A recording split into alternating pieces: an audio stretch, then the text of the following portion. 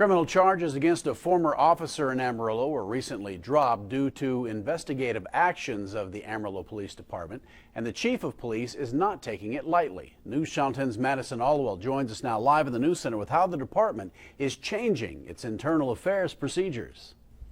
In September, former officer Alewel Bravo was indicted on charges of tampering with evidence and tampering with a government record.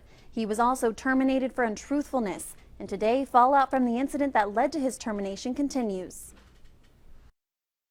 On August 24th, officers Alewel Bravo and Marcus Patag entered this backyard on Arapahoe to check on a tip of criminal activity. According to police reports, they were not wearing uniforms and were driving an unmarked car. Investigators say the two officers did not identify themselves until after the homeowner fired 2 shots at them. The incident prompted an investigation to see if the homeowner should be charged for firing upon the officers. But instead, the investigator uncovered potential criminal activity by the officers and their supervisors. Reports say Bravo's supervisor, Sergeant Ernest Douglas, told Bravo to change his original report on the incident. Bravo also allegedly concealed documents from evidence. The investigators' findings were presented to the 47th District Attorney, who subsequently dropped all charges against Bravo. The chief of police says statements obtained in their internal investigation were inappropriately included in the criminal case presented to the district attorney, and by law, he could not use them. The statements came from Assistant Chief of Police Perry Gilmore and involved potential bias in favor of Sergeant Douglas. He made the comment, even if Douglas did order that board to change that report, we are not going to fire or demote him.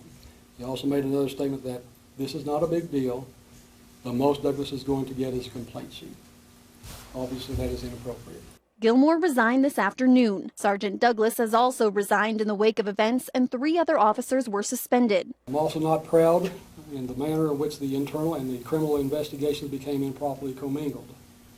The citizens of Amarillo deserve better, and I will not ignore any issue or concern that jeopardizes the support and the trust of the Amarillo community, even if it involves our own personnel or procedures.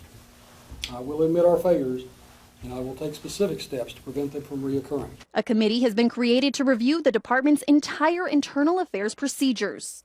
The committee that I have appointed will provide training to investigators in order to ensure that this does not occur in the future. Officer Bravo has appealed his termination, and Chief Taylor says the investigation into internal affairs is ongoing.